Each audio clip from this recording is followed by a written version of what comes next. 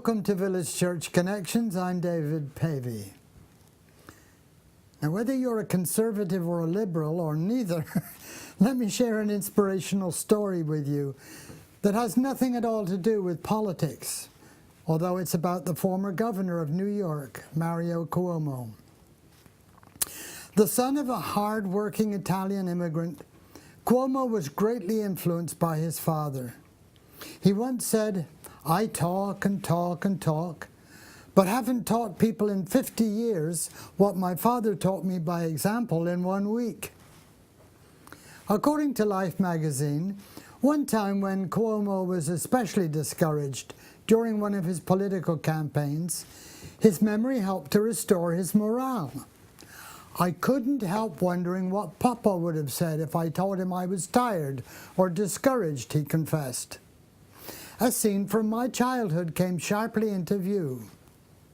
We had just moved to Holliswood, Long Island, from our apartment behind the store. Now we had our own house for the first time, with some land around it, even trees. One in particular was a great blue spruce that must have been 40 feet tall. Less than a week after we moved in, however, there was a terrible storm.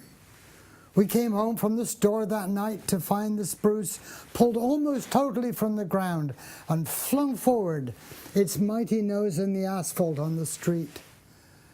My brother Frankie and I could climb poles all day. We were great on fire escapes, and we could scale fences with barbed wire, but we knew nothing about trees. When we saw our spruce defeated, its cheek on the canvas, our hearts sank. But not Papa's.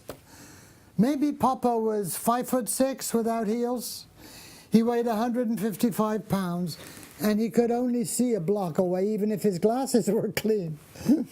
But he was stronger than Frankie and me and Marie and Mama put together. We stood in the street looking down at that tree. "Okay, we're going to push him up," exclaimed my father. "What are you talking about, Papa? The roots are out of the ground." "Shut up. You're going to push him up. He's going to grow again." You couldn't say no to him, so we followed him into the house. Emily got a rope there, and we tied the rope around the tip of the tree that lay in the asphalt. And he stood up by the house with me pulling on the rope, and Frankie in the street in the rain helping to push up the great blue spruce. In no time at all, we had it standing up straight again, with the rain still falling. Papa dug away at the place where the roots were, making a mighty hole wider and wider as the tree sank lower and lower towards security. Then we shoveled mud over the roots and moved some boulders into the base to keep the tree in place. And Papa drove stakes in the ground and tied the rope from the trunk to the stakes, and maybe 2 hours later looked at the spruce, the crippled spruce, made straight by ropes, and said, "Don't worry, he's going to grow again." If you were to drive past that house today, you would see the great straight blue spruce, maybe 65 feet tall, pointing up to the heavens, pretending it never had its nose in the asphalt. Remembering that night, I now couldn't wait to get back into the campaign, said Cuomo. His morale was restored by a memory. Now the Bible tells us there is hope for a tree. If it is cut down, it will sprout again. And some of us know what it feels like to be cut down, discouraged, weary. Maybe that's the case for you today. But God is in the business of restoration. At times, my morale has been restored through remembering God's faithfulness in the past.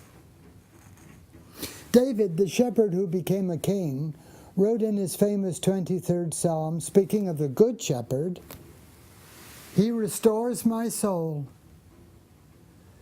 Someone built on that line to adapt it to seniors, writing, "He empties my home, he scatters my friends, he weakens my body, but he restores my soul." Perhaps getting alone with God for a little while will help you recall wholesome memories and regain perspective and find restoration. He restores my soul. Some people need not just their morale, but their relationship with God to be restored. Restored to what it was intended to be for mankind. Jesus told a story about a prodigal son who had wasted his father's fortune in a far country. When the son came to the end of his tether, he humbled himself and took the initiative to return to his father, admit his wrongdoing, and ask for forgiveness. The father welcomed him with open arms, and the son was restored to a place of honor in the family. Turning to God for forgiveness and asking for the grace he offers through faith in Jesus is the path to restoration of relationship with our Creator.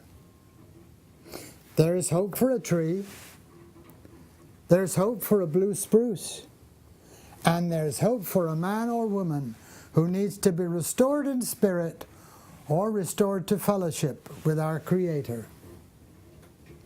Thank you for tuning in once again to Village Church Connections.